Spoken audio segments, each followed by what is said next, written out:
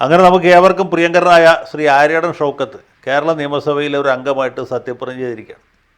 ഏതാനും മാസങ്ങൾ മാത്രമേ അദ്ദേഹത്തിന് MLA ആയിരിക്കാൻ കഴിയുള്ളൂ. എങ്കിൽ പോലും ചരിത്രപരമായൊരു വിജയമാണ് അദ്ദേഹം കൈവരിച്ചത് എന്ന കാര്യത്തിൽ യാതൊരു സംശയമില്ല.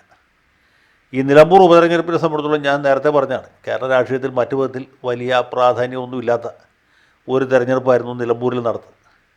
കേവലം 8 മാസത്തേക്ക് മാത്രമായിട്ട് ഒരു തെരഞ്ഞെടുപ്പ് നടക്കും. മാത്രമല്ല, ഉപതെരഞ്ഞെടുപ്പിൻ്റെ റിസൾട്ട് സാധാരണഗതിയിൽ പൊതു തെരഞ്ഞെടുപ്പിൽ അതേ രീതിയിൽ പ്രതിഫലിക്കാറില്ല. ഉപതെരഞ്ഞെടുപ്പുകൾ എത്ര ജയിച്ചാലും അത് പൊതു തെരഞ്ഞെടുപ്പിന് തുല്യമാവുകയില്ല. വരാൻ പോകുന്ന പഞ്ചായത്ത് തെരഞ്ഞെടുപ്പാണ് പ്രധാനം.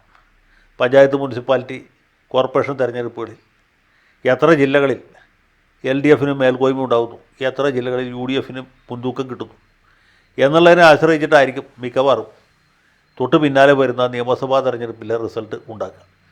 അപ്പോൾ ലോക്കൽ ബോഡി ഇലക്ഷനാണ് ശരിക്കും ഒരു ട്രെൻഡ് സെറ്റ് ചെയ്യുക എന്ന് കരുതി ഈ നിലമ്പൂർ ഉപതെരഞ്ഞെടുപ്പിന് യാതൊരു പ്രാധാന്യമില്ല എന്നോ ഇത് തികച്ചും അപ്രസക്തമായി പോയി എന്നോ ഞാൻ കരുതുന്നില്ല. കാരണം എന്താ വെച്ചാൽ, ഈ തെരഞ്ഞെടുപ്പിൻ്റെ ഫലമായിട്ട് ആകെ 2 കാര്യങ്ങൾ നീക്കുപോക്കുണ്ടായി, അല്ലെങ്കിൽ തീരുമാനമുണ്ടായി. ഒന്ന്, PV അൻവർ എന്ന് പറഞ്ഞ ഒരു രാഷ്ട്രീയ മാലിന്യം, അത് ആ വിഴുപ്പ് ഭാണ്ഡത്തെ UDF ഉപേക്ഷിച്ചു നമുക്ക് ഉറപ്പിച്ചു പറയാൻ പറ്റുകയില്ല. അദ്ദേഹത്തിന് അനുകൂലമായി ചില ശബ്ദങ്ങൾ കോൺഗ്രസിൽ നിന്നും അതിനേക്കാൾ കുറച്ചുകൂടി ആ ലീഗിൽ നിന്ന് ഉയരുന്നുണ്ട്. പക്ഷേ VD സതീശൻ താക്കോൽ സ്ഥാനത്തിരിക്കുന്നിടത്തോളം കാലം ഇദ്ദേഹത്തെ അടുപ്പിക്കാൻ സാധ്യതയില്ല എന്നാണ് ഞാൻ വിചാരിക്കുന്നത്. അപ്പോൾ അദ്ദേഹത്തിൻ്റെ കാര്യം ചരിത്രത്തിൻ്റെ ഭാഗമായി തീരുകയാണ് എന്നുള്ളതാണ് ഒന്നാമത്തെ കാര്യം. അതിനേക്കാൾ പ്രധാനപ്പെട്ട കാര്യം, കോൺഗ്രസിനകത്ത് VD സതീശൻ ശക്തനായി എന്നുള്ളതാണ്. സതീശൻ്റെ മേൽക്കോയ്മ അംഗീകരിക്കാൻ വിഷമമുള്ള, വൈമുഖ്യമുള്ള ഒരുപാട് നേതാക്കന്മാർ ഇന്നിപ്പോൾ കോൺഗ്രസ്സിലുണ്ട്. എന്നാൽ പോലും അവരത് കടിച്ചു പിടിച്ച് സഹിക്കുകയാണ്, വേറെ ഒന്നും ചെയ്യാൻ പറ്റാത്തതുകൊണ്ട്. കാരണം ഈ വിജയത്തെപ്പോലെ പിന്തുടരുന്ന മറ്റൊന്നുമില്ല എന്ന് പറയില്ലേ, നത്തിങ് സക്സീഡ്സ് ലൈക്ക് സക്സസ് എന്നാണ്. അപ്പോൾ സതീശൻ പ്രതിപക്ഷ നേതൃസ്ഥാനത്ത് വന്നതിന് ശേഷം ആദ്യം തൃക്കാക്കര ഉപതെരഞ്ഞെടുപ്പ് നടക്കുന്നു.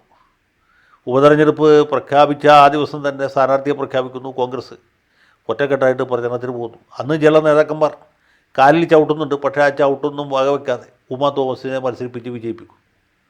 അത് കഴിഞ്ഞ് ഇതേ സംഗതി തന്നെ പുതുപ്പള്ളിയിൽ ആവർത്തിക്കുന്നു. അതിന് പിന്നാലെ ലോക്സഭാ തെരഞ്ഞെടുപ്പ് വരുന്നു, അവിടെയും വിജയം ആവർത്തിക്കുന്നു. കേവലം 2 സീറ്റ് നഷ്ടപ്പെട്ടുള്ളൂ. ഒന്ന് BJP കൊണ്ടുപോയി, ഒന്ന് CPM കൊണ്ടുപോയി. ബാക്കി 18 സീറ്റ് നേടി. എനിക്ക് തോന്നുന്നു രാജ്യത്ത് തന്നെ ഏറ്റവും അധികം കോൺഗ്രസ്സുകാരെ ജയിപ്പിച്ച സംസ്ഥാനങ്ങളിൽ ഒന്നാണ് കേരളം. രാഹുൽ ഗാന്ധി തന്നെ ഇവിടെ ഒന്ന് മത്സരിക്കേണ്ടതായിട്ട് വന്നു. അദ്ദേഹം രാജിവെച്ചപ്പോൾ പ്രിയങ്ക ഗാന്ധിയെ കൂടെ ഒന്ന് മത്സരിപ്പിച്ച് വിജയിപ്പിച്ചു. പിന്നീട് നടന്ന പാലക്കാട് ഉപതെരഞ്ഞെടുപ്പിൽ BJPയും CPMഉം വലിയ വെല്ലുവിളി ഉയർത്തിയിട്ടും അതിനെ അതിജീവിക്കാൻ അവർക്ക് സാധിച്ചു. ചേലക്കര കൈവിട്ടു പോയി എങ്കിലും അതത്ര വലിയൊരു നഷ്ടമായിട്ടോ ദോഷമായിട്ടോ ആരും കണക്കാക്കിയില്ല. അതിനു പുറകെയാണ് LDFൻ്റെ സിറ്റിംഗ് സീറ്റായ ഈ മഹത്തായ നിലമ്പൂർ പിടിച്ചെടുക്കുന്നത്. അവിടെ PV അൻവർ എന്ന് പറഞ്ഞ ഇത്തിക്കണ്ണിയെ പറിച്ചു കളയുന്നു. സ്വരാജിനെ മാത്രമല്ല, അൻവറിനെ തോൽപ്പിച്ചു.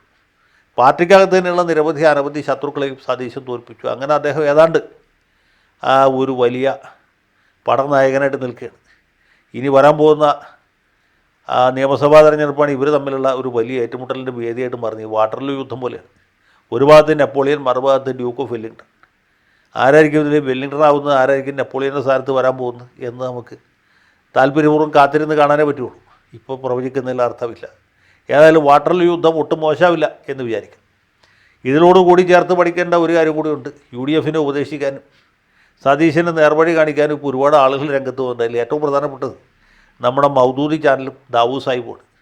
ദാവൂദ് ഇപ്പോൾ UDFനെ പുകഴ്ത്തുന്നത് കേട്ട് കഴിഞ്ഞാൽ മൗദൂദിയാണോ UDFൻ്റെ സ്ഥാപകൻ അതോ കരുണാകരനായിരുന്നോ എന്ന് നമുക്ക് സംശയം തോന്നും. കാരണം കരുണാകരനേക്കാളും AK ആന്റണിയേക്കാളും ഉമ്മൻചാണ്ടിയേക്കാളും ഉത്തരവാദിത്തം പോയതുകൊണ്ടാണ് ദാവൂദ് ഇപ്പോൾ ഇവർക്ക് ഉപദേശം കൊടുക്കുന്നത്. ദാവൂദിൻ്റെ ഉപദേശം കേട്ട് ഇനി ഐക്യമുന്നണിയെ നയിക്കാനാണ് സതീശൻ തീരുമാനിച്ചിട്ടുള്ളതെങ്കിൽ 3ാം പിണറായി സർക്കാർ അസാധ്യമാകുകയില്ല. വാട്ടർലൂ യുദ്ധത്തിൽ ജയിക്കുന്നത് വിജയനായിരിക്കും എന്ന കാര്യത്തിൽ സംശയം വേണ്ട. ഏതായാലും കാര്യങ്ങൾ മുമ്പോട്ട് പോവുകയാണ്. ഇനി അധികം ദിവസമില്ല. പണ്ടാരണ്ട് പറഞ്ഞുവിട്ട് ആകെ അല്പനേരം മാത്രം എൻ്റെ യാത്ര തീരുവാൻ, ആകെ നാഴിക മാത്രം ഈ ഉടുപ്പ് മാറുവാൻ. ഈ ഉടുപ്പ് മാറിയിട്ട് മുഖ്യമന്ത്രിയുടെ ഉടുപ്പാണോ ഇടാൻ പോകുന്നത്, അത് മുൻ പ്രതിപക്ഷ നേതാവിൻ്റെ കുപ്പായമായിരിക്കും എന്ന് തീരുമാനിക്കാൻ സതീശന് ഇനി അധികം സമയമില്ല. സമയം വളരെ വേഗത്തിൽ കടന്നു പോകുന്നു.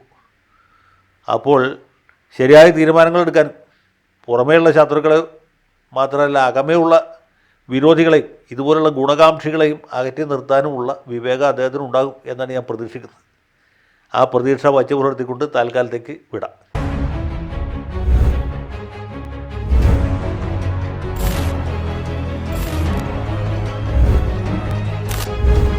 കൂടുതൽ വാർത്തകളും വിശേഷങ്ങളും നിങ്ങളിലേക്ക് എത്താൻ ABC മലയാളം സബ്സ്ക്രൈബ് ചെയ്യുക, ബെൽ ബട്ടണും അമർത്തുക.